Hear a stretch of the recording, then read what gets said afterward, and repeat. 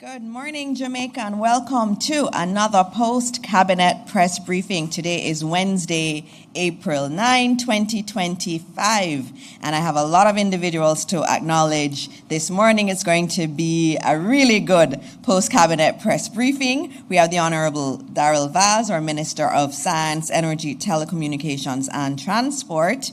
We also have Senator the Honorable Aubyn Hill, the Minister of Industry, Investment and Commerce, or the Business Minister as he likes to be called. We will also be joined by the Honorable Floyd, our Minister of Agriculture, Fisheries and Mining. We also have with us Dr. Kassan Troop, the Permanent Secretary in the Ministry of Education, Skills, Youth and Information, and if I may say, the best ministry. Mrs. Santia Bennett-Templar, I know she's supposed to be here, the Permanent Secretary in the Ministry of Industry, Investment and Commerce. We also have Mrs. Carol Palmer with us, Permanent Secretary, Ministry of Science, Energy, Telecoms and Transport, and Sonia Linton, Vice President, Export of JAMPRO. We also have Olive Wilson Cross, the CTD in the Ministry of Science, Energy, Telecoms and Transportation. We also have Owen Ellington, Acting Managing Director of the Jamaica Urban Transit Company, JUTC. I also want to welcome some special guests that we have with us. We have Mr. Sidney Thwaites, the President of the Jamaica Manufacturers and Exporters Association, JMEA. We also have Mrs. Kamisha Turner-Blake, Executive Director of the Jamaica Manufacturers and Exporters Association. And we have Mr. Aswad Morgan, the Chairman of Expo Jamaica Committee. What a wonderful expo it was on the weekend. We also have joining us today Peter Thompson, the Executive Director of Jamaica 4-H Clubs, and we have some other specially invited guests here, members of the media, the team from JIS and OPM, Jamaicans watching at home and abroad. Good morning again to all of you. Before we begin, I have to acknowledge the sad passing of a much loved journalist, Alicia Smith of the Jamaica Observer. And I know yesterday when Arthur Williams reached out to me about it, I had to do what a journalist would do, triangulate. I had to call other people to find out if it was really true. And it was. I know it was a very sad day for many of you in the media world. And I need to note that Alicia didn't just work at Jamaica Observer, she was also a former team member of the Jamaica Information Service. So I know many of you are here this morning, you are mourning her loss, and I thank you for being here, and I obviously have to thank her for all her service that she did in her time at GIS and also with the Jamaica Observer. And so on behalf of the government of Jamaica, I want to express our heartfelt condolences to her immediate family and to her media family on her passing. And of course, may Alicia's soul rest in peace. And as we start this morning, as always, I'm going to give you some good news stories, showing you how your government is working for you. The first one, and I always try to start with this, the crime statistics. Murders are down 35.9%. That is a big number. That's a big decline in murders, and that's coming from the latest statistics from the Jamaica Constabulary Force. The JCF's crime data shows that 191 homicides were recorded up to April 5. And if you look at last year, January 1 to April 5, there were 298 murders last year. This year, we have 107 fewer than we did last year. That's a big deal. That's 107 less families mourning their children. And when the numbers were going up, we were all exclaiming in Jamaica, and rightly so. And as the numbers go down, we have to celebrate it. And it's not just the homicide numbers. If we look at shootings are down by 26%. Rape, down by 57%. And robberies are down by 7%. Those are the true numbers. It says we're going in the right direction. Are we there yet? Absolutely not. But for the first time in a long time, we can celebrate these numbers, and we have to celebrate all this work. And in his weekly address to the JCF in the Force Orders, our Police Commissioner, Dr. Kevin Blake, noted that Jamaica recorded the lowest number of murders in more than 25 years. That is such a big deal. He highlighted that the first quarter of 2025 marks the sixth consecutive quarters in which murders have declined. Commissioner Blake also noted that the first quarter also saw the most significant drop in major crimes we've seen since 2001. And these reductions are a result of continued investment in intelligence-led policing, technological upgrades, and strategic partnerships. It is so happy. I'm so happy when I go around the country to our schools and I get to see many of the police officers because they join me on the school tours. And they're always so proud to tell me the stats in their area. They'll tell me, oh, we're down 40%, they all know their numbers. Our police officers are working hard. They're working so hard to bring the numbers down, and they're so proud to tell you of the success that they're having. And so I'm very, very happy to again inform us and remind us that murders are down 35.9% in the first quarter. Then I have to also note another good thing. The long-awaited National School Nutrition Policy was considered and approved by Cabinet on Monday, and we will be tabling it in the Houses of Parliament as a white paper. And this policy has been in train for a long time, and I'm so very happy, and congratulations, PS, that we're finally at this point where we can bring to Jamaica the National School Nutrition Policy, which will change the way our children get their meals in schools and the entire apparatus around school nutrition. The other thing I want to note is the government rolling out its $1.5 billion quarterly road patching programs. I know in December and January when we all saw them patching the roads, everybody was happy. But that was not a one-off. It will continue, and so the government will be rolling out another set of road patching in May to improve road conditions. The initiative will target our most critical road corridors. The program will prioritize main thoroughfares and high-trafficked corridors, community and parish roads in need of urgent repairs. And so, as I said, all this work is scheduled to start in May with a phased rollout to ensure efficiency and to maximize the impact of this. And I know all of us are looking forward to this continued work to upgrade our roads. And this is in addition to all of the fantastic work that's being done under the Spark program. I have a list that is 15 pages long of good things happening, but because I have all of these esteemed ministers in the room this morning, I will not go through them today, and I will be moving on to our presentation. So as I said, we have 3 ministers here, 3 wonderful ministers. 3.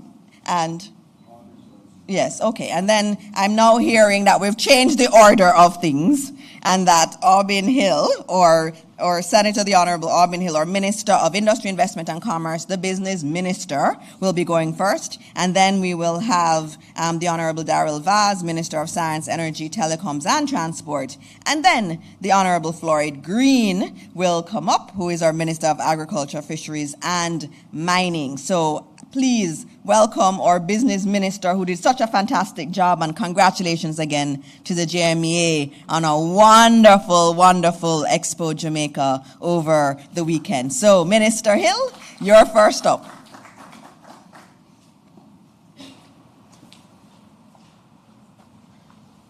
What a joyful minister she is. You guys must be happy to come here every Wednesday and see Minister Dana Morris Dixon up here, because she just brings joy. And she claims to be the best ministry, and because she takes care of all the children, I'll just say the business ministry, because we pay the taxes that make sure that the children get educated. But, you know, I'm just happy to be here this morning to be part of a government that is so absolutely transparent. Minister Morris Dixon is absolutely right. Wherever I go around the country, and sometimes you won't recognize me when I go around the country, I have on a cap and tennis shoes and so on, but the policemen know, and they're always so happy to tell you that crime is down. You know, it reminds me of a few years ago. Every week you'll hear on the radio, oh, we only have 8 more weeks of money to buy imported goods, and we have 11 weeks of money, and now for 3, 4, 5 years, nobody talks about that, because our net international reserves is at, I just got the number for March. I used to talk for the past 3 months, I said $5.5 billion US dollars. It's now up to $5.785 billion US dollars for the quarter just finished in March. Now we're going to say, oh, we don't spend the money. We're spending $44 billion on roads. But there's a reason why this is important.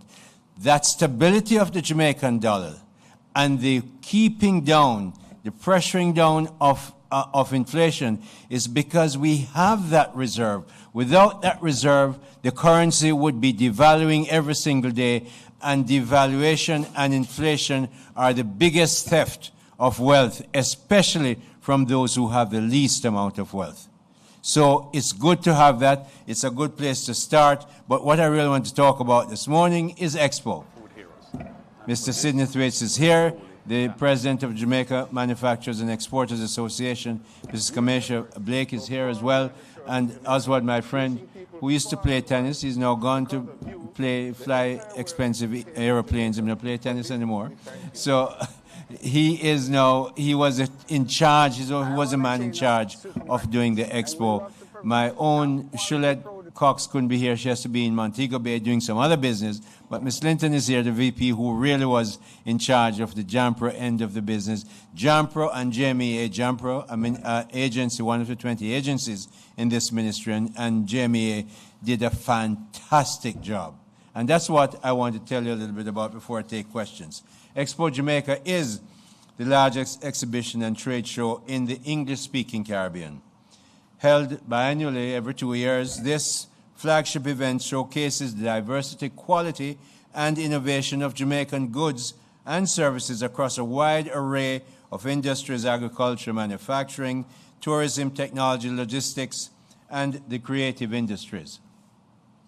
The event typically attracts a general audience of 16 to 20,000 Jamaican patrons. And if you were there this weekend, whether it was Saturday or Sunday or Friday, it was just rampacked. We also had a second event right there, which was, which calls Commission, the president, a little bit of anxiety in terms of logistics, but it helped because when they finished running, they came across and looked at the products as well. So we were able to host those 2 events, and the expo took place between April 4th and 6th this past weekend at the National Indoors Sports Center and the National Arena.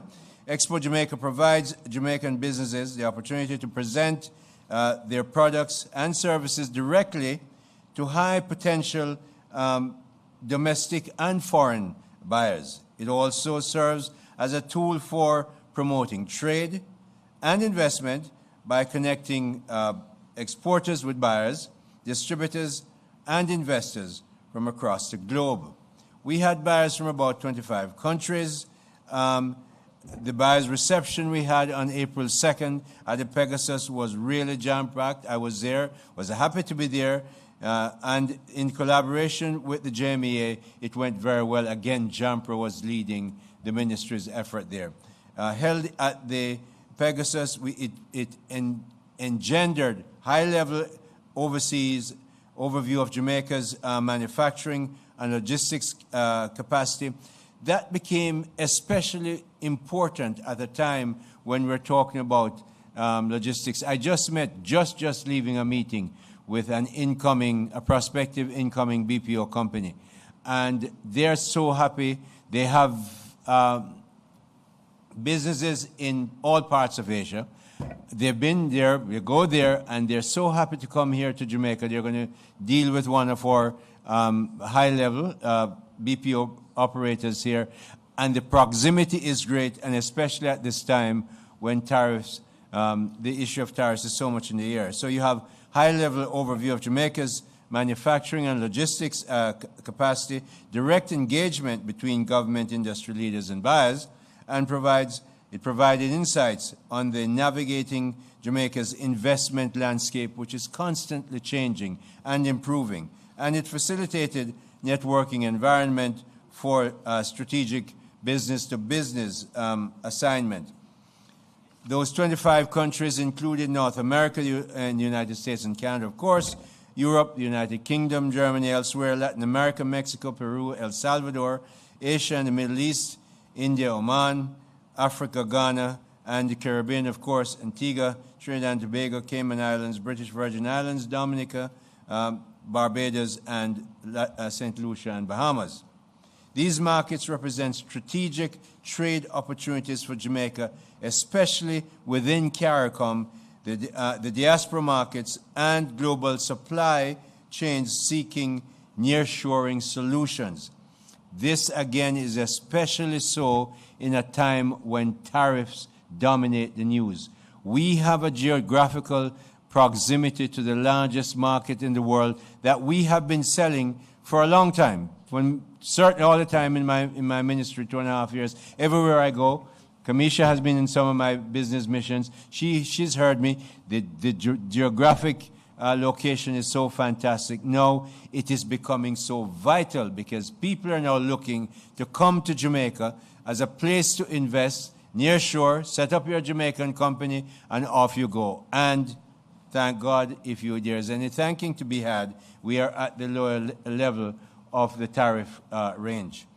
Buyers represented a wide range of key industries, food and beverages, chemicals and pharmaceuticals, textile and apparel, digital and professional services, including ICT, BPO, and financial services. Financial services is something Jamaica is going to have to grow into to become the rich country we must, because we cannot continue to sell to less than 3 million people with a per capita GDP of less than 7,000 become rich. We have to find new markets. The existing ones are good, but they haven't made us rich. We have to find new ones, rich ones, to make sure we can sell more goods and services too. So electrical and electronics were on play, hospitality and tourism always there in the space, and environmental solutions. We had 884 buyers attended the Jamaican Export. That's a record. Big records. I mean, we don't have any people in here who clap, but JMA needs a big clap, and JAMPRO and the ministry and all of us who work to make it clear. We had over 450 were foreign buyers. We had 440 official business meetings. These are the official ones. And people are in there, they meet people, they go out and have their meetings. Those are just the ones recorded through JAMPRO. Because once you get there, you start doing business. And you know, we had people go and check. The MSME Sydney people were just over the moon. They said, we're selling so much, we have orders to go, and that's a part of the economy that grows. The big companies were there, of course, Grace, Recinco, Jamaica Brothers Group, they're all there, and they're all happy to be there. And these meetings involve sample requests, quote for submissions, and advanced deal discussions. Export Max. Export Max is a product of JAMPRO. JAMPRO, again, the leading investment and export agency for the government through the Ministry of Industry, Investment and Commerce.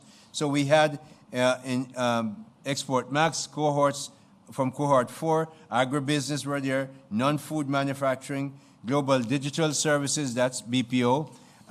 Media impact was huge. We had for Jamaica 2025, Expo 2025, promoted through a multi-platform promotional blitz. We have cross-promotion, we have media mix, we have outcome of over 800,000 views across new and returning audiences. So we had 50 public and private sector partners there all across our industries, logistics, everybody. So we're very happy to see what Expo 2025 was. Remind you that Expo 2023, when we came out of the pandemic, the Ministry of Industry, Investment and Commerce sponsored that.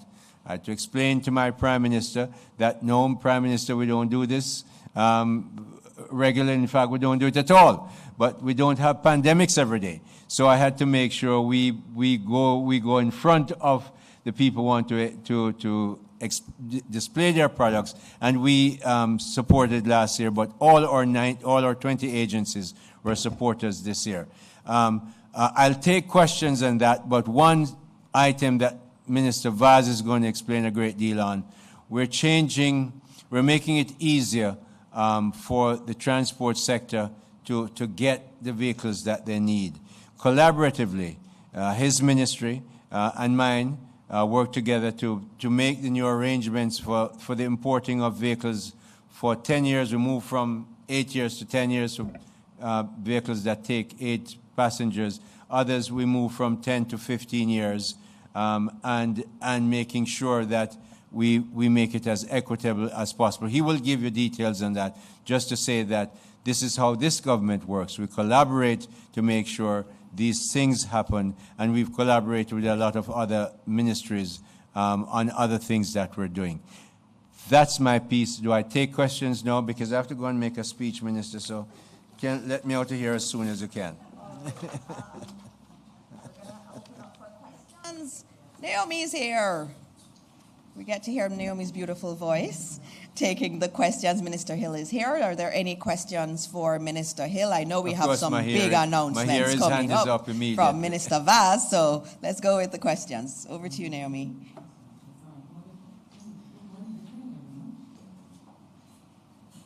Good morning, everyone. Here's the nationwide news.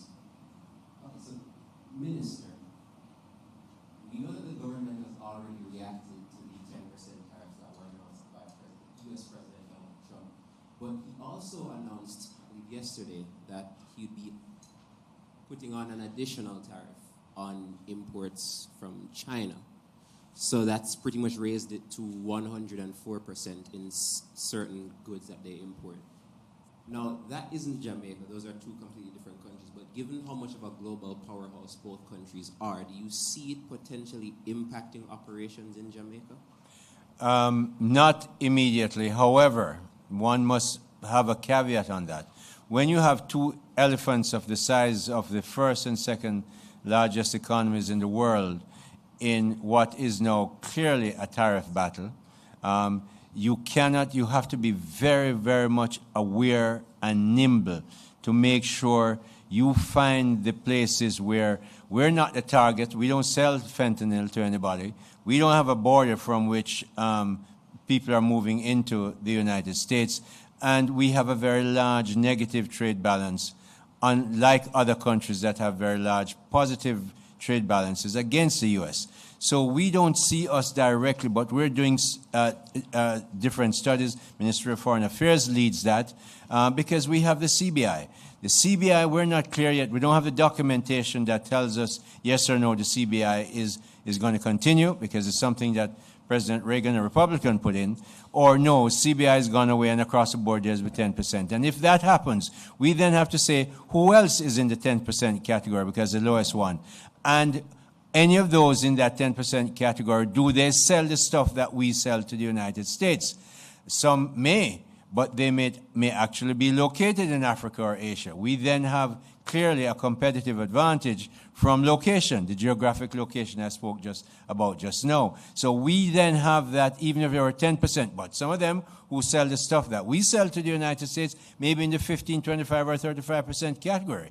And we then must find the ways, which is what we as Jamaicans have done in the past 10 years. We have been able to overcome the pandemic. We didn't raise taxes, we didn't borrow any more money to do it. And in fact, we've had, through that entire period of time, 10 consecutive budgets without any raising of taxes. We have gone through Barry last year and Rafael or whatever the other storm was called, and again 6 months of so-so rain. So, and yet we managed that. So we think we're in a position to be wise enough not to get into that war. We're not getting into it. We're quietly, silently, strategically looking at how best we get through this with the benefit of Jamaicans at the tip. That's our job. We must look after Jamaicans, and we take that very seriously. So we think there are opportunities. I know from my experience running companies and banks that for every obstacle, Mahiri, whether it's in your business or mine, there are 15 to 20 opportunities that come with it. Let's find them and make sure they work for us. All right, thank you, Minister. Very complex matters, but we'll be dealing with it. Are there any other questions? Because I think the media is also very cognizant that we have 3 ministers today. That should cover everything. that one answer. So I'm done, All right, Minister. Yes, thank you, Minister. Thank you so much, you very much. Minister Hill. And forgive me, I must go on to something else, but you have 2 wonderful ministers here.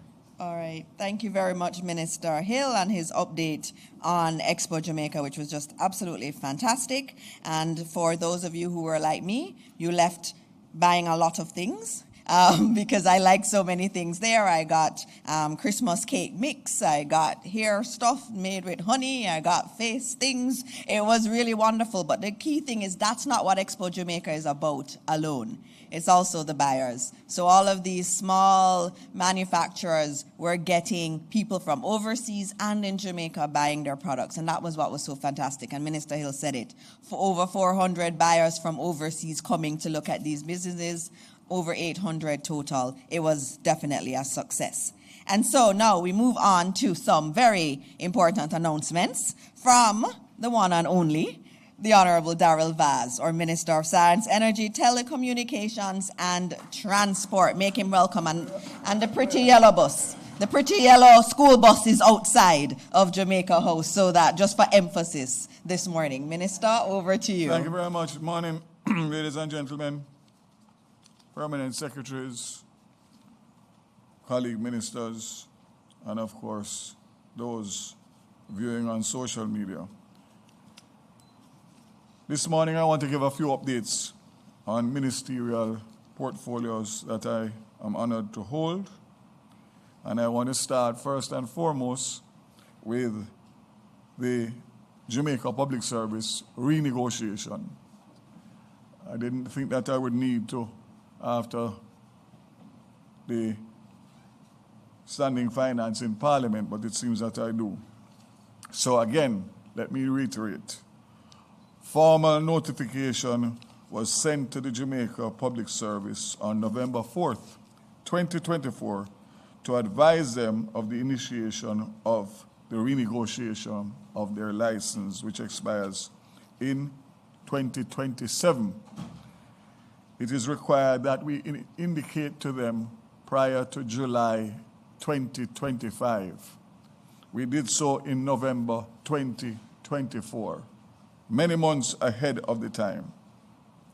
And this I mentioned in the Standing Finance Committee, that we also had engaged expert assistance for this undertaking with the renegotiation of the JPS license. The support is now in place. The team has had several meetings with first and foremost stakeholders, and I had my first meeting with them on April 4th, 2025. That will be the consulting firm, FMA, from the United Kingdom,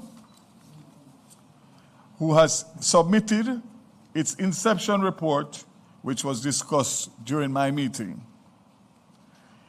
The recent impact of Hurricane Beryl on the electricity sector has provided the most recent lessons and has highlighted the basis for change in the sector. Global and economic conditions have significantly changed since the original JPS license was issued in 2001. So the terms of the license in 2001 were not appropriate in 2015 when it was again renegotiated to 2027, and even more so today in 2025. With that in mind, I intend to have formal discussions at the highest level of the JPS management team with a view of a mutually beneficial agreement. I again reiterate, I am committed to ensuring these negotiations are productive and have an amicable settlement achieved in the best interest of the Jamaican people. I have brought the letter because it seems like some people still don't get it. This is a letter, November 12, 2004, signed by my permanent secretary to the JPS president. This is my first report from the consultants, and it says findings from FMA work to date for discussions with the Honorable Daryl Vaz, April 2025. If I'm not mistaken, I think we are in 2025 now. So I want to make that very clear. And we do have choices to make in the very near future.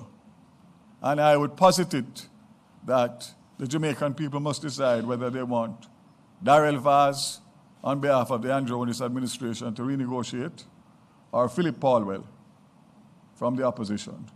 I think that choice is quite clear. Let me move on now. Certificate of Fitness Program mentioned in the Prime Minister's presentation.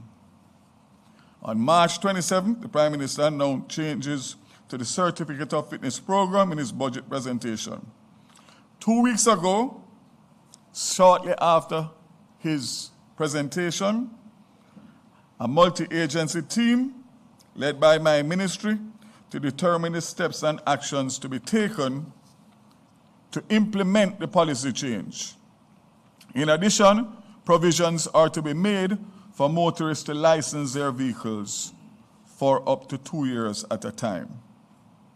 The team is working on a technology solution to integrate the fitness and registration systems, enabling the Jamaica Constabulary Force to access all necessary vehicle information via the license plate.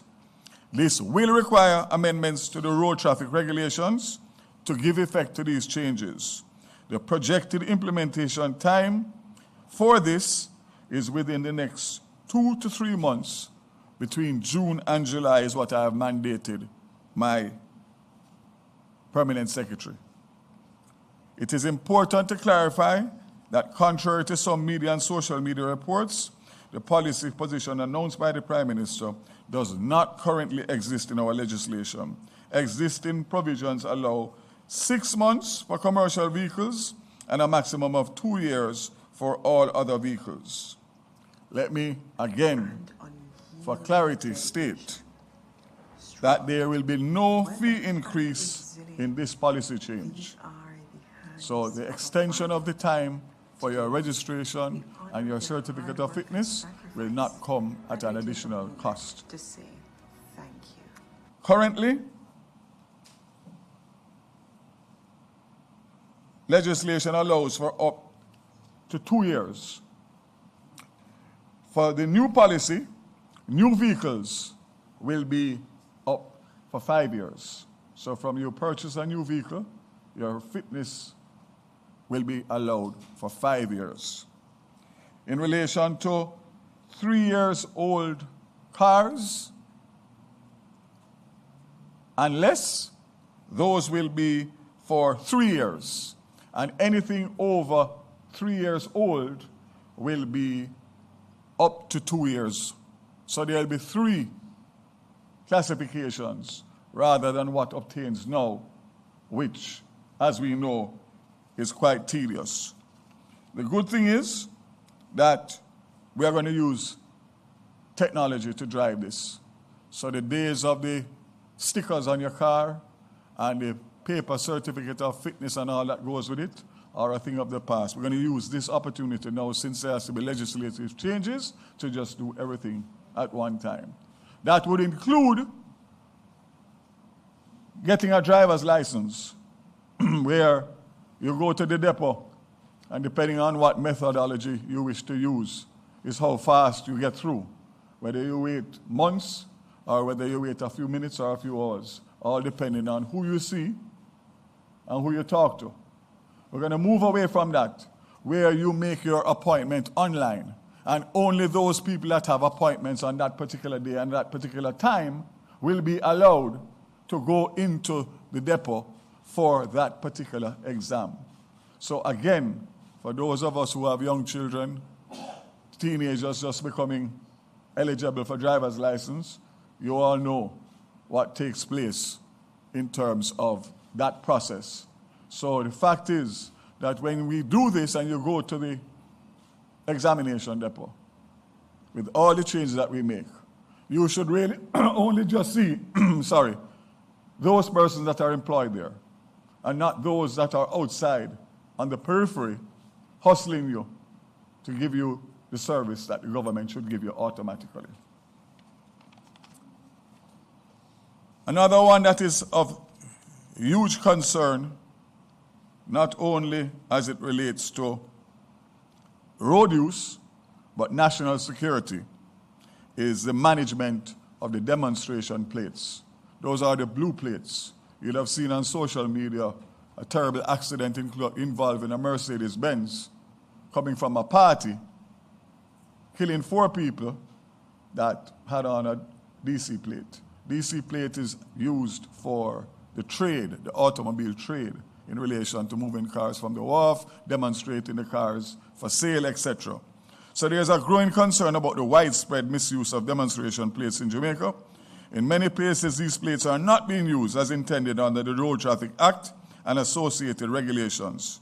Disturbingly, there's credible evidence that demonstration plates are being exploited by individuals to facilitate criminal activities. Compounding the issue, the police are currently unable to trace these plates through their smart check system. Currently, Tax Administration Jamaica does not have an accurate count of the demonstration plates currently in circulation. This gap in oversight has created opportunities for cloning and unauthorized use by criminal elements. As a result, the government is losing revenue, and the lack of control over this system poses a serious threat to public safety and national security. To address these challenges, legislative amendments will be required to overhaul the system and support a more secure, transparent, and accountable demonstration plate regime.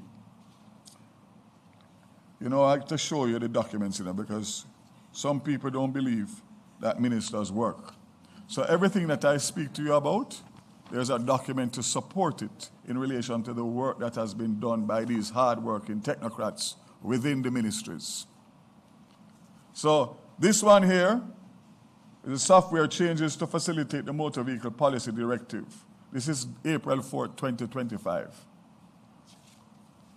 In light of the above observations, the government will embark on a total revamp of the current system and replace it with a web-based demonstrated permit system.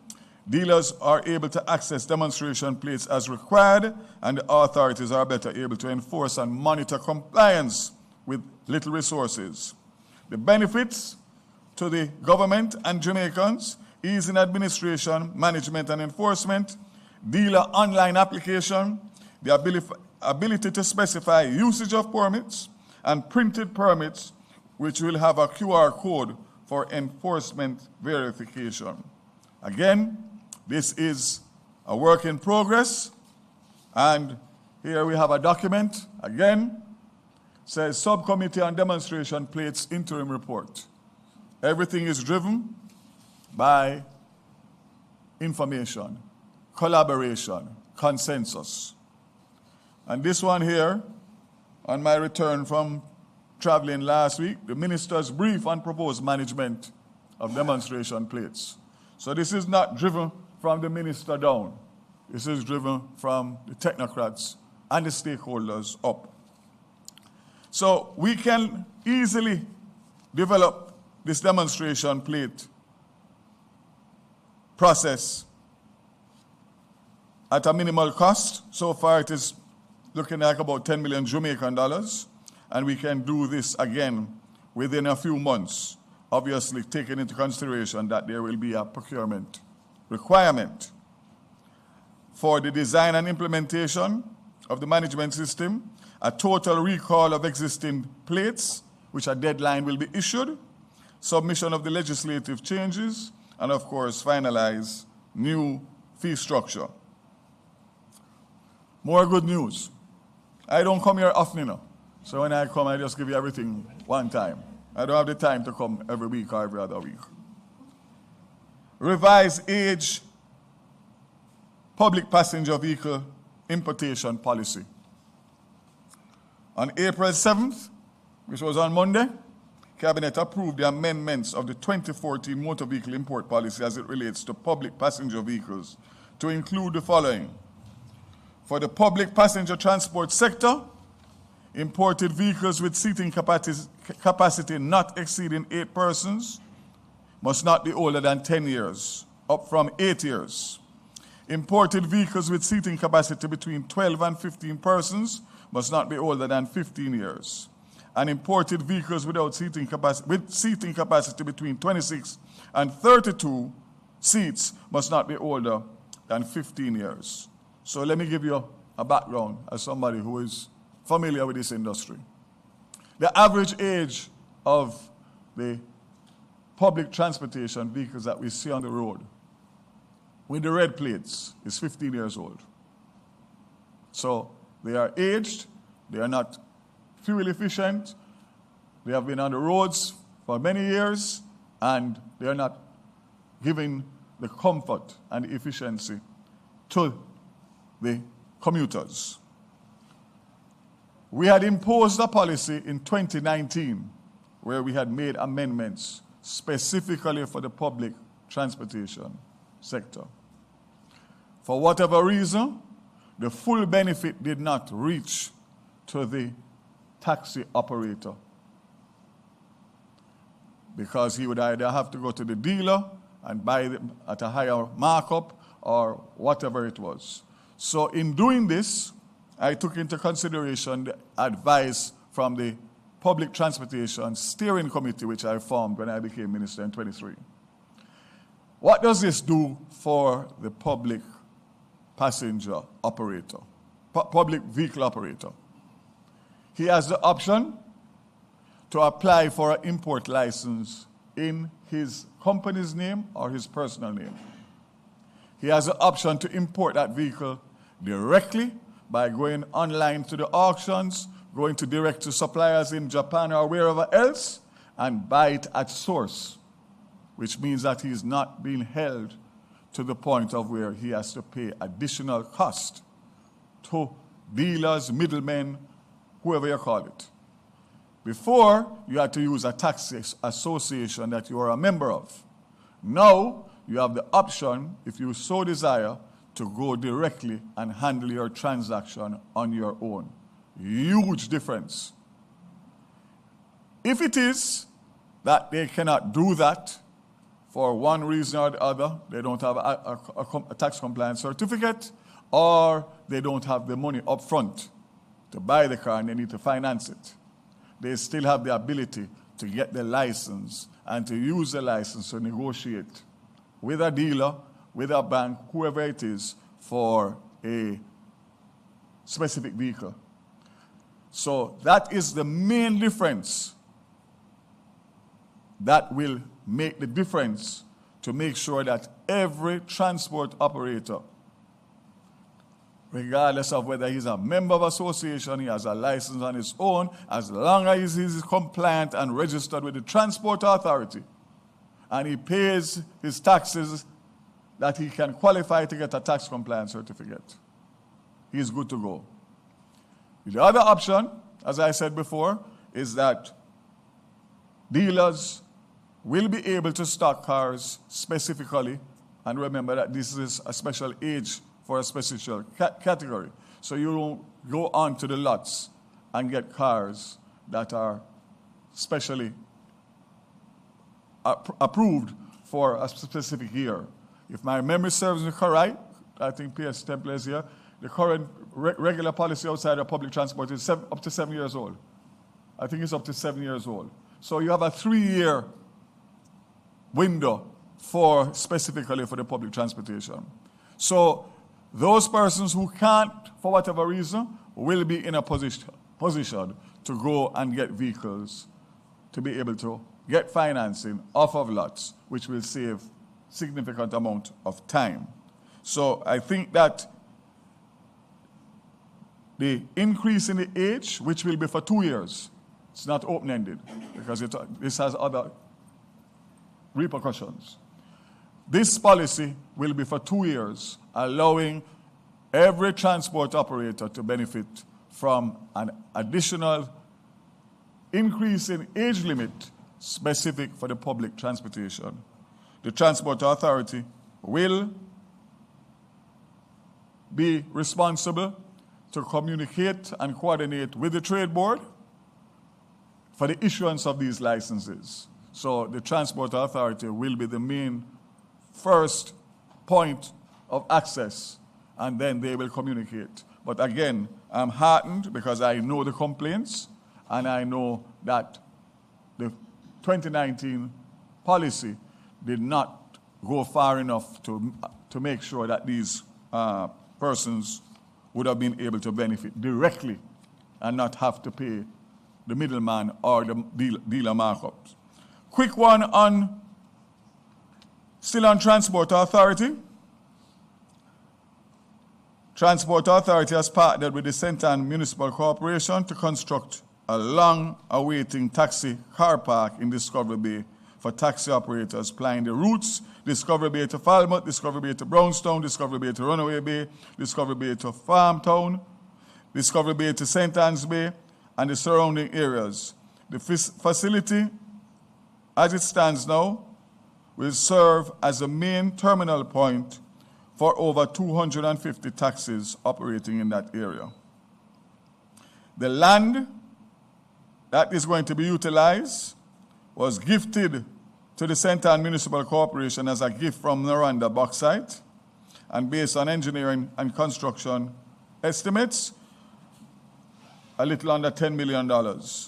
This will be a joint venture partnership between the Transport Authority, the St. Ann Municipal Corporation, and Noranda. We would know that up to recently, a stoplight was erected right in Discovery Bay by the gas station at that intersection, which was a death trap. And those of you who travel that route would know that the taxis were parked in every plaza and every gas station and on the roads all around there because, in fairness, they had nowhere else to go. So I went there and I made a commitment, and the commitment is going to be delivered. The land has already been transferred, and we are now in the final stages of the plans to erect this facility. South Parade Car Park. The KSAMC has agreed with the Transport Authority to convert the South Parade Car Park into a taxi car park. This new car park will be the terminal point for 4 route taxi routes. The facility will help in alleviating the chronic traffic congestion in downtown Kingston, and some amount of retrofitting is required, and the authorities are working collaboratively to identify sources of funding. More importantly, conversion of 11 JUTC routes to route taxi routes. Transport Authority and JUTC have finalized the conversion of 11 JUTC routes to route taxi routes. During this licensing period, the authority has commenced accepting applications for these routes to allow hackney carriage operators to convert to route taxis and provide legitimate service along these routes, remove the element of conflict with the authorities and the risk of associated with prosecution and seizure of vehicles for operating contrary to their road licenses, provide for the attachment of approved fare structure for these routes, and provide reliable means of transport for the traveling public. Application opened in March. The steering committee is also looking and has in front of the JUTC an additional 12 routes for taxis. That request is under consideration. Well, it was up until now because it's approved. And the KSAMC are exploring parking arrangements at the Pichon Street Transportation Center.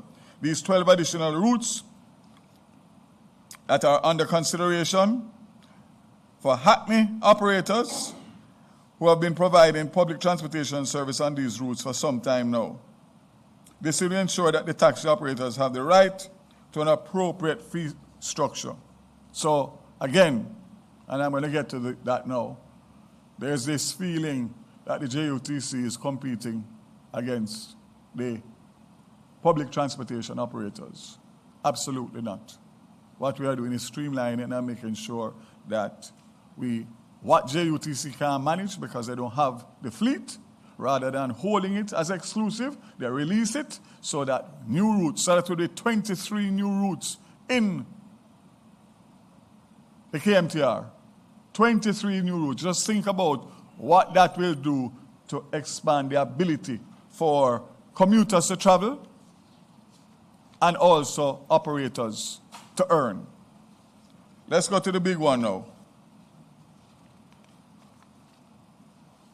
The rural school bus service. Following the Prime Minister's announcement of the rural school bus service, preparations are advancing. This will be a joint initiative between the Ministry of Education, Skills, Youth and Information, and the Ministry of Science, Energy, Telecommunications and Transport. We have a meeting immediately after this, since I knew Minister Dixon would be here, and our PS and team, and my PS and team. So we won't waste any time. We'll finish this, we'll go straight into that meeting. So, let me outline just quickly what we are trying to achieve. The Ministry of Transport will be responsible for managing the buses. Ministry of Education will be required to find the funding for the buses and also to provide the routes for the buses. You will see outside one of the test buses that we brought in, which JUTC has tested, approved, and the bottom line is that this first 100 buses, 50 of which I hope to get here within the next 60 days, will be used for the major corridors. And once we have the major corridors figured out, then of course we move into the interiors. Based on the numbers of students and schools, which I just want to give you so we can put things in perspective as it relates to the task that is ahead of us. So we have 162 remote rural schools with 15,168 students. We have 440 rural schools with 105,000 students. And urban schools, we have 379 of those with 257,000 students. So it simply means that the JUTC and the Ministry of Education, in starting this program, it will take some time to be able to really have the impact that we want, which means that there will still be a place for the public passenger vehicles to operate. The fact is that as of now, in rural Jamaica, the average cost for a student for one-way route is about $100, as against for adults, $200 and upwards. So that is why you find that the public passenger operators are reluctant to take the school children, and if they do, they take them as additional to what the vehicle holds in terms of regular adults. So they are what left, which causes reckless driving, speeding to get them off to go back to make up for the shortfall, and what we want to do is simply separate them. We want to separate the children. So it is not an incentive, or the public passenger operators are not incentivized to take children. They are disincentivized. And therefore, that's why they only get transportation if there is not a full vehicle of adults. And if there is, they will put three of them in the trunk. And you see them hanging out at the back. So I want to make it very clear that this is not a business opportunity for the government. This is a moral responsibility of any well-thinking government to finally address this decade-old problem. And I'm going to address it. It's not going to happen overnight, but I'm going to address it. You just think what these buses will do with a driver that is cleared by the security forces, that is trained by the JUTC, that has a cashless system, so the part students swipe and the parents load up the card for the concessionary rate for the children, and an app where you can track the bus so parents can know at all times where their children are, and the JUTC and the government can know whether the driver is driving correctly, what he's doing, what he's not doing. These buses will be used in the mornings and in the afternoons. Any bus that is seen outside of those hours is going to have a problem because it is a school bus for rural school children, nobody else. The same regulations that apply to the school when you are on school property extends to the bus. Teachers will be assigned based on where they live to travel on the bus to make sure that what obtains on the bus is what we want for our children. So this is a game changer. And I, with Minister Dixon, we're going to work on it. We're going to get the 50 buses here. We're going to run them through length and breadth of Jamaica to make sure that the specifications are right and they are fully approved by JUTC. But for September morning, other 50, and we move on. The good thing about it, and Minister Hill made a point, and I'm passionate, so I want you to bear with me. We are spending, because of our fiscal discipline over the years and our gains, billions, tens of billions of dollars on roads, on water, on everything else, infrastructural-wise. These buses, refurbished buses, that hold up to 70, 75 kids, will cost the government of Jamaica $50,000 US approximately, $7.5 million Jamaican dollars per bus. You tell me if it's not time for Jamaica to invest in the children of Jamaica for the future by virtue of investing the same levels of capital that we are doing in so many other areas that are badly in need, well-deserved, but this, to me, must become the focus and the priority of the government to make sure that we can put enough buses into the system to make sure that children can go safely to school and be in a better frame of mind to learn.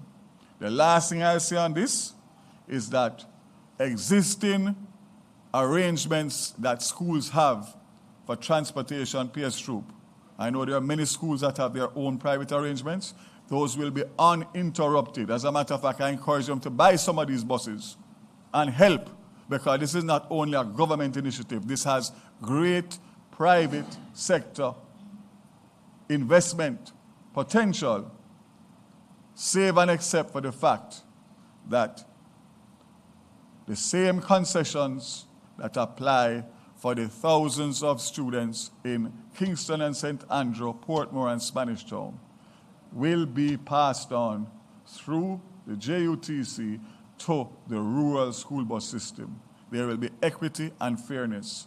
Currently now, part students get a subvention through the Ministry of Labour to Ministry of Education, they pay nothing on the local JUTC system.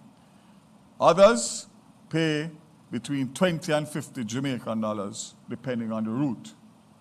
Those will be passed on to the rural school bus system to allow for fairness, equity, and affordability. Currently, $300 to $600 per trip times 2 per student for every rural parent. Unaffordable, especially if you have more than 2, 3, 4, some have even more than that. To the point of where I come from a rural constituency. I live it, I know it. I didn't grow up in the country. And I didn't take a school bus, but I've been a representative for 17 years.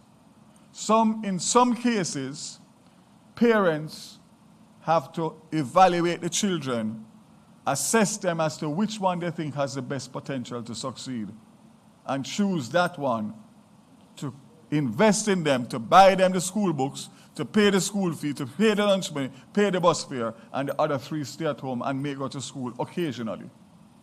There's no society that can grow like that. So I'm passionate, and I want to say that we will get it done. Can't close without talking about road safety, national road safety, very briefly.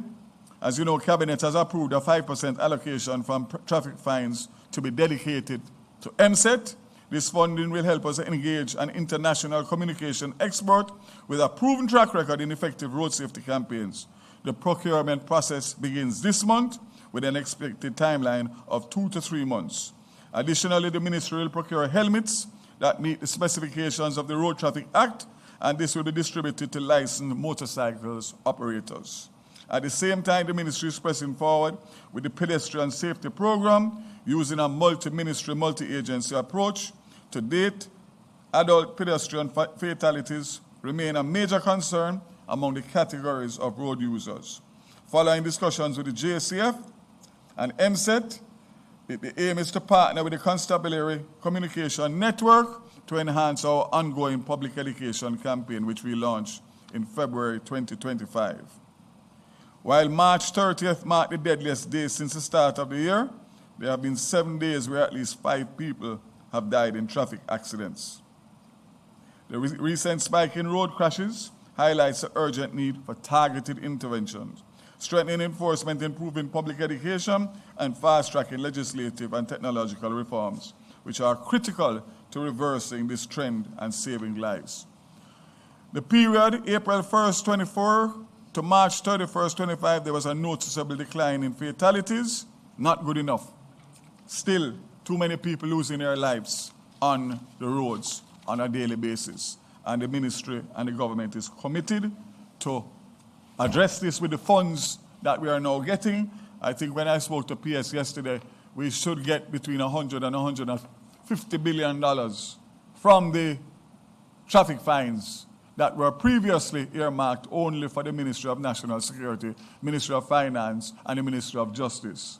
Yet still, MSET had responsibility for national road safety with no budget allocation. Well, that has changed, and I think that with those funds, we can make a real impact in getting into the psyche of these drivers to understand that they have precious lives that they are responsible for when they go about their daily business. So I hope this was interesting. I hope that I have more good news in a few weeks to give you.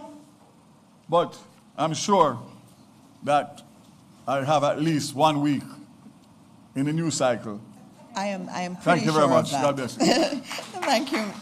Thank you very much, Minister Vaz. And I was going to take questions, Naomi, but I want to get to Minister, if you don't mind. And anyway, not yet with the questions, because you and I do have a meeting. We have a meeting. We're finding a little room to continue our meeting on the school bus service with our PSs and rest of our technical teams. So he can stay. He's not running off because he has to meet with me. So I'm going to move on to the Honorable Floyd Green, our Minister of Agriculture, who also has big news announcements. This cabinet meeting on Monday, there were a lot of things that took place on Monday, and so we're giving you the highlights, and of course he has some good announcements to make also. So I will have Minister Green come, and then we'll take the questions after.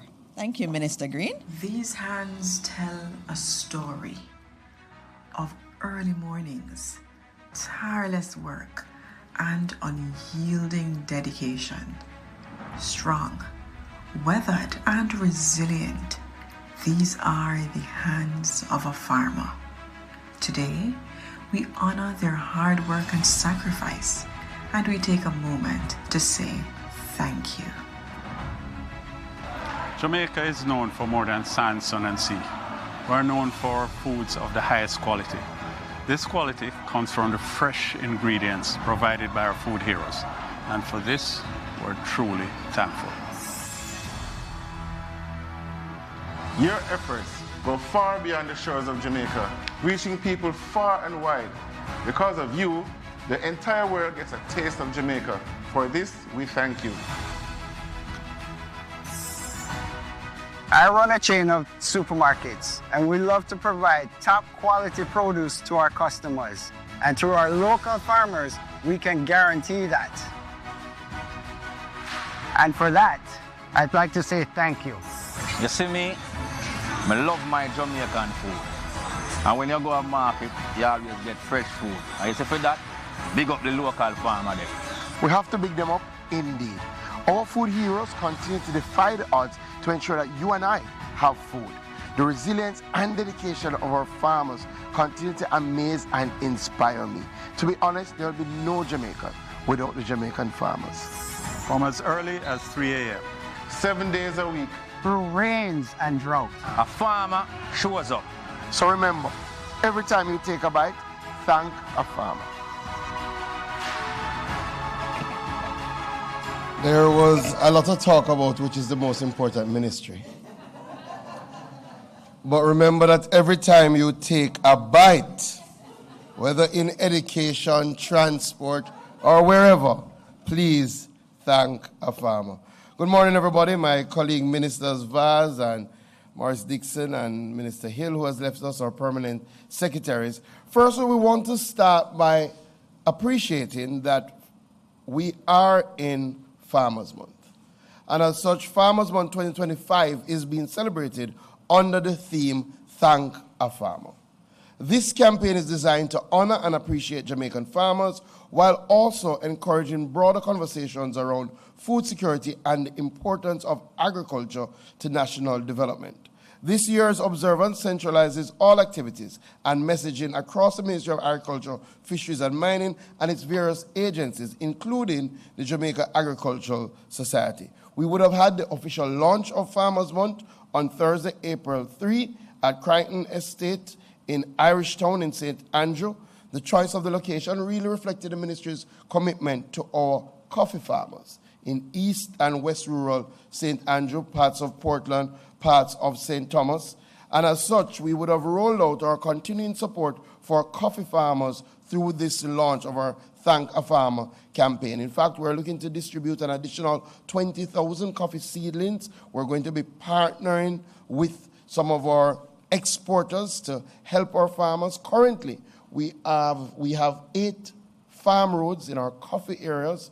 This is a new initiative for this year. We've allocated over $120 million to help our coffee farmers in specific areas, including parts of Portland. I was able to tour with Minister Vaz in one of those important farm roads up there in Bangor Ridge, and we're doing work in St. Thomas, we're doing work in East Rural and West Rural St. Andrew. This is a part of the ministry's continued support to our farmers. In fact, last year, over $496 million for our production and productivity program went into direct targeted support for crops like yams, ginger, onion, Irish potato, and provides resources for small ruminants, poultry, irrigation, and farm tools. In fact, we had a wonderful year in relation to our farm road program. We would have done over 50 farm roads that are major rehabilitation and would have additionally done some minor work on over 30 farm roads, bringing I think to 81 the amount of farm roads that we touched last year for a total budget of about $870 million. We continue to help our farmers with direct support. As you know, we would have broken ground for a cold storage facility in Kirkvine. That is underway. We do expect to be completed in 6 months from February, so you can look forward to that. And that is part of our drive this year to focus a lot of attention on cold storage so that when our farmers have periods of excess, they have somewhere to store it. In fact, I would have toured last week what will be the largest government-owned cold storage facility that will be in Essex Valley, over 3,000 square feet. I think it can hold about 20 containers and has processing capability.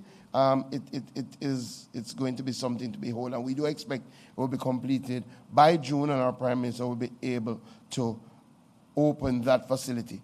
Irrigation, we continue to expand irrigation. I do repeat these things because if you listen to other places, you would not know that these things are happening in earnest. And as such, we will launch our Parnassus irrigation scheme this month for Farmers Month, which will bring an additional 300 hectares, about 600 acres, under irrigation support in South Clarendon. And we do expect the Prime Minister to commission that system on the 23rd day of April, which is part of our drive to bring 1,600 hectares under irrigation, and that does not include what we will break ground for this year, which is our Pedro Plains irrigation scheme, which will bring an additional 3,000 hectares under irrigation coverage. So for Farmers Month, we want all of you, every time you engage a farmer, the first thing you should say to them is, thank you. And we're going to have we had our farmer, Thank You Farmer church service. We're going to have our Thank You Farmer Manchester Food Festival on April 13th. We're going to have our Montpellier Agricultural Show on April 21, St. Mary Agricultural Show, April 21. All of this is Easter Monday. So wherever you are in Jamaica on Easter Monday, please find an agricultural show. We're in Manchester, we're in Montpellier and St. James, St. Mary, and also the St. Elizabeth Horticultural Show. We're going to have a Thank a Farmer Farmers Market here in Kingston and also in St. James, and a Thank a Farmer Wellness Fair where we will bring out our farmers and treat them for that day. In addition, we're going to launch our RADA mobile app roadshow. If you don't yet know, RADA has a mobile application that you can download on Android or iPhone that brings extension services to your fingertips. So for even those of you who are backyard gardeners and you're wondering what is happening to your tomato senator who planted and only got 2, we have videos now that can guide you through the process.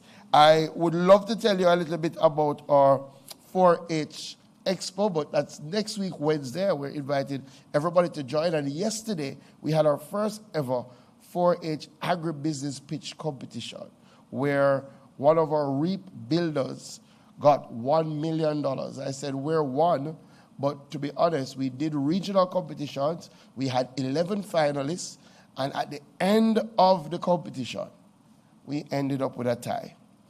And instead of giving one person $1 million, they both went home with $1 million to their business. Wonderful businesses. One is a honey-based business, the other is a sweet potato-based business, and both of them showed how it is scalable. So please, thank a farmer for Farmers Month and every other month of the year. Additionally, I want to take a moment to speak about an important policy shift that was announced by the Prime Minister during his recent budget presentations, which is really changes to the vehicle import regime for agriculture and fisheries sector. You know, when I became Minister of Agriculture, we had a listening tour where what we did was went around and we had meetings in every parish with all our farmers to ask them what they wanted to see the government do for them. What were some of the challenges? How could we make them more efficient? How could we make them more profitable. And through our stakeholder engagements, a number of our farmers said to us that they face significant issues transporting their perishable produce. They wanted to see an expansion to ensure that they were getting the motor vehicles that they needed to be more profitable and efficient. Most of you may know that our farmers currently enjoy a 20% duty concession, but it was limited to pickup trucks. I'm pleased to announce that Cabinet has now approved an expansion of the categories, so our farmers will be able to get a 20% duty concession on panel vans and small trucks, small refrigerated trucks as well, that will ensure that they can expand their fleet and bring in vehicles that are better suited to treat with the perishability of their produce. In addition, we looked at the cost of a number of these motor vehicles, and we have decided that for these panel vans, small trucks for farmers, that we're going to amend the age limit for these light commercial vehicles, increasing it from 10 years to 15 years. That means that there will be lower cost, more accessible for our farmers. And I kept saying our farmers, but I'm very, very pleased to announce that for a very long time, our marine fishers were unable to access the duty concession. Our fish farmers were able to access it, our farmers were able to access it, but not our marine fishers. I'm pleased to announce that we are making the changes to ensure that our marine fishers will now be able to access the 20% duty concession. And under all of these new criteria, they will now be able to get small refrigerated trucks that they can use in their fishing enterprise, hence strengthening their ability to participate in the blue economy, increasing productivity, increasing efficiency, and lowering barriers to entry and operation. Finally, I have to look at Dana because I don't know if she recognizes that with us here, it's going to be a long post-cap. One of the things that we have been recognizing is that that we have been underutilizing our various trade arrangements in relation to exports. And as such, we have been proactive in seeing how can we, one, expand the trade arrangements that we have, ensure that we get access to new markets for our farmers, but importantly, how can we guide our farmers, how can we guide our exporters to be able to penetrate those markets, to be able to access the support services, to utilize our incentives, our waivers, and to get past technical barriers. To fill these gaps, we saw it fit to develop an export clinic, which are intensive workshops and forums that will equip new and existing exporters, farmers, agro-processors, and other stakeholders with essential information, key insights, and perspectives to increase positive export outcomes. This is a collaborative effort involving our internal and external stakeholders. We've engaged the DBJ, we've engaged the JMEA. We had our first export clinic here in Kingston. It was oversubscribed and went extremely well. And we're going to be moving these export clinics right across the country. So our exporters, our agro-processors, our farmers will be coming to you to tell you what are the qualities that you need, what requirements and standards you need to satisfy, what are the opportunities. But we haven't stopped there, because we recognize that while we're going to be doing these clinics and while we're going to be expanding across the island, why not use the technology that is at our fingertips? And as such, Jamaica, we have developed now, the first time in the Ministry of Agriculture, a suite of practical tools to drive export expansion. And this is found in a one-stop platform, the Trade and Market Intelligence Portal.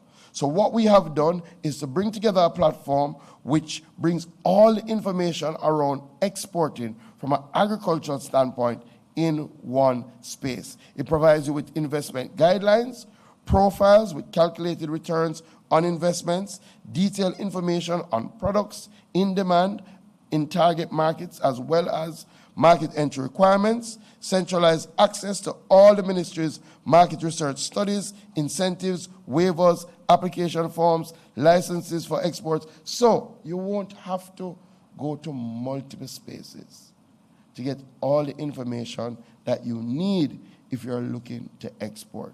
Through our new Trade and Market Intelligence portal, we're providing step-by-step guides on how to export agricultural items, fisheries, and some mining products so that more of our clientele will be able to tap into these trade arrangements and ultimately will have us diversify and export more. Again, thank you and have a wonderful Farmers Month. Thank you very much, Minister. And so you heard a lot of the announcements from Cabinet this week, and that was not all of them. We are working really hard to deliver to the people of Jamaica the kind of government that they deserve. And so I'm going to hand over to Naomi to take questions from the media. We have Minister Vaz with us, and we still have Minister Green with us. Thank you, Minister. We have so many people online giving commendations to both ministers on their presentation. Before I get to the floor in our banquet hall, may I just give a few questions then from the ones online. Let me start with Minister Green, who was last. Minister, there's somebody online who wants you to explain how the waiver will impact the marine fishers, in particular, how it will work, how they can apply. So we do have a fairly robust system for people who want to apply for their concession regime. For farmers, this is normally done through the RADA, your local RADA office. Clearly, there are requirements that go with it. You have to be a registered farmer. Everything I've said, you have to be a registered farmer. There has to be some verification process. So normally for farmers, go to your RADA office. That is then streamlined through the ministry, and you will get your various concession documentation. For fishers, we're going to be running this process through the National Fisheries Authority. So again, we have National Fisheries Authority offices in almost every parish now. We have significantly built out our National Fisheries Authority, so you will go to your National Fisheries Authority. There is going to be a time lag.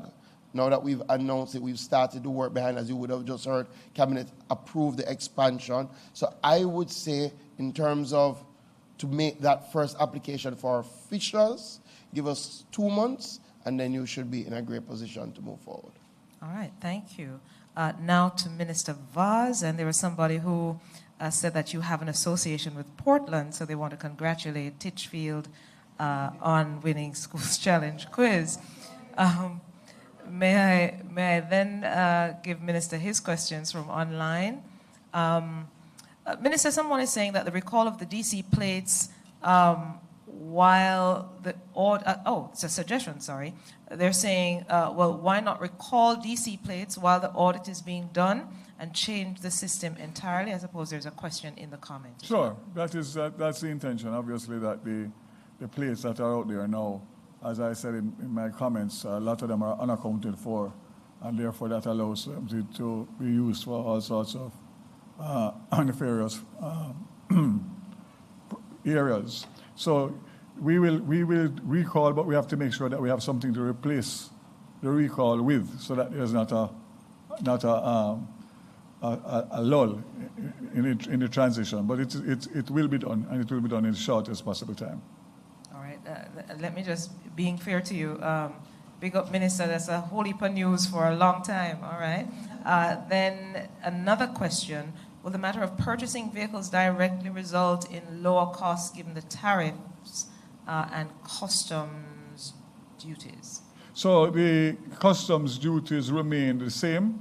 The only thing that has changed is the fact that public transport operators will be able to bring in older vehicles, which obviously will be less expensive, which means less duty.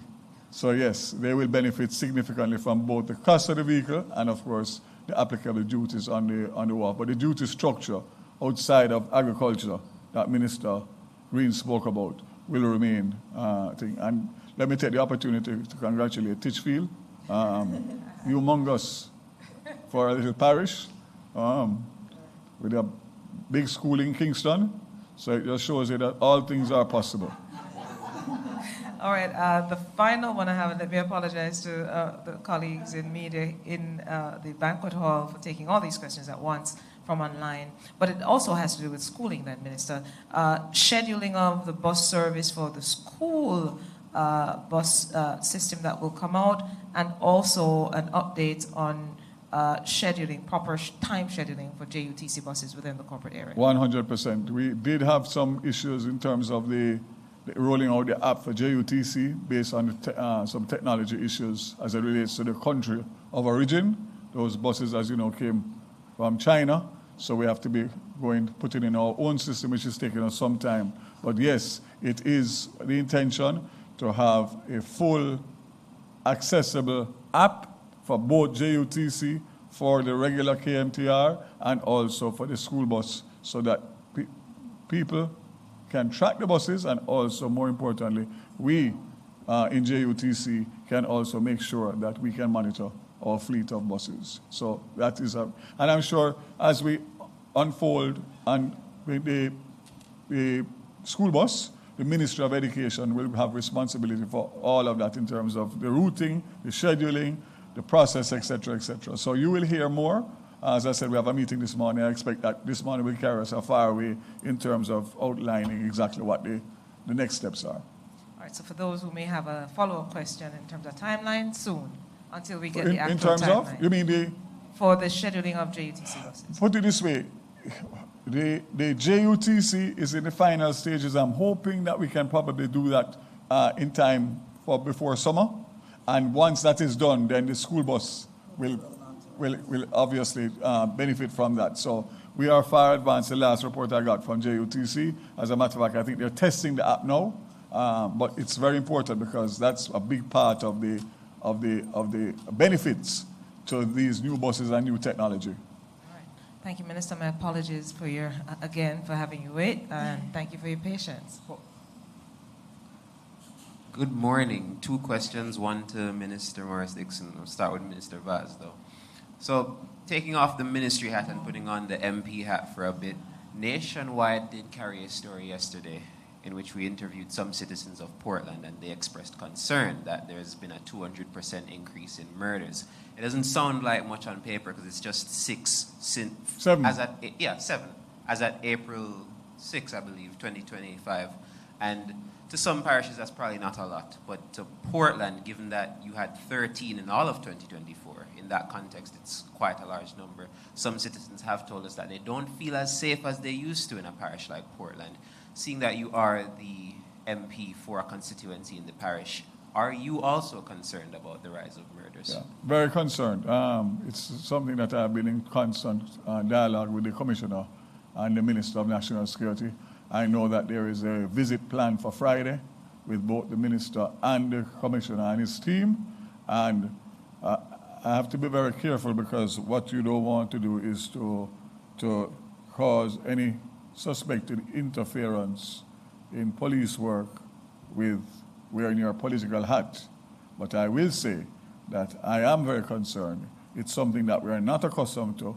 I've been there for 17 years, and this has never happened. And the fact is that the type of incidents, of the drive-by shootings, etc., and the fact that most of them, if not all, are being identified as persons from outside of the parish is a great concern to me.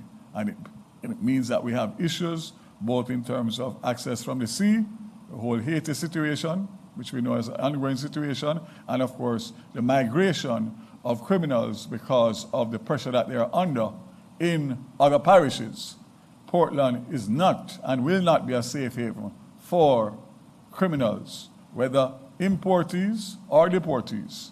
And what I can say is that leadership has one responsibility, and that is results. So whether you're a businessman, whether you're a minister, results is what counts. And as far as I'm concerned, leadership must be held accountable, and I expect that the police will deal with whatever the findings are to make sure that we return Portland to where it was in short order. And I will not relent on that commitment to the people of Portland. Thank you, Minister. And question to Minister Morris Dixon. I believe it was last year the JLP had called on Stocks and Securities Limited to ensure that the victims of the alleged fraud at the institution were compensated.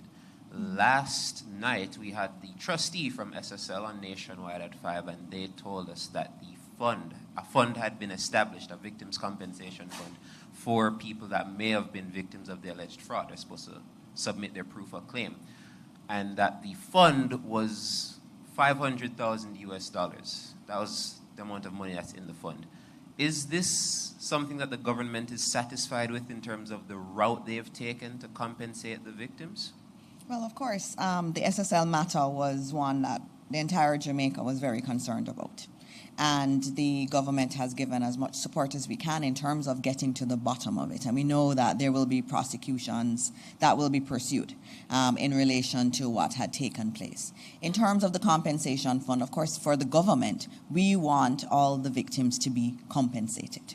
Your interview last night, I didn't listen to it and I didn't hear it. And I've not received a response from the Minister of Finance in relation to this. I know that the Minister of Finance in Cabinet has noted that the SSL matter is one that is very important and that a positive resolution needs to be found for all of those who've been affected. And so I know that she will be commenting on it as she is informed more on it. I have not gotten any additional information, but as soon as I get information on SSL and where we're going, I will provide that to you. And I know that the Minister of Finance is very much working on this and looking at this, and she's going to give a more fulsome update on that area. So listen out for it. Thank you, Minister. Are there any other questions? I know we're later than usual at 10:37, but it was a good morning. Yes. Minister, if you could just reiterate the Prime Minister's Youth Awards nomination process that's coming up. All right. Remember, and I know the chair of the Prime Minister's Youth Award Selection Committee is in the audience with us today. We do have the awards open for nominations. It is an important award. There's so many fantastic young people in Jamaica that are doing fantastic things, whether it's in the area of academics, or it could be in the area of governance and advocacy, or even in the area, we've been looking for persons who are living with disabilities and special needs. We have a special award for those individuals. And so there are many different categories. Please look online. We have all of the information there. If you know a wonderful young person who is just exceptional and should be awarded in this way, please nominate them, get the information and nominate. And so I believe there are no more questions. It was a good morning. Just have to reiterate how wonderful the ministers have been this morning with their announcements. Minister Hill, Minister Vaz, and Minister Green, all talking about the fantastic work that the government is doing day in and day out. And I know there was so much from Minister Vaz. We're seeing efficiency when you hear about what's happening with the driver's licenses and also with the registration process and fitness process, all of those being changed. This is about efficiency. And this is a government that is really serious about driving down all of the bureaucracy and inefficiencies, and these are some of the initiatives. And we're so happy to hear about what's happening with our farmers and in Farmers Month, and we will thank a farmer. I'm not a good one, but I do thank those who have better green thumbs than I do, and the focus on irrigation for our farmers, and of course that new vehicle importation scheme for farmers and fisher folk was really great to hear. And of course I can't not talk about the rural school bus system, which is going to be a game changer. So many of our students miss school because their parents can't afford the transportation costs. This is wonderful. The Ministry of Education is so excited. We are ready to work on this with the JUTC and the Ministry of Transport. And so I thank Minister Vaz for moving so quickly to address this problem that has been there for a long time. And so as we end today's very long post-cabinet press briefing, I again say to our visitors who are here, thank you so much for coming. We do this all the time. We open up ourselves for questions from the media. We tell Jamaica what is happening because we're very transparent. And so I thank you for tuning in this week. And as always, God bless all of you and God bless Jamaica, land we love. Thank you.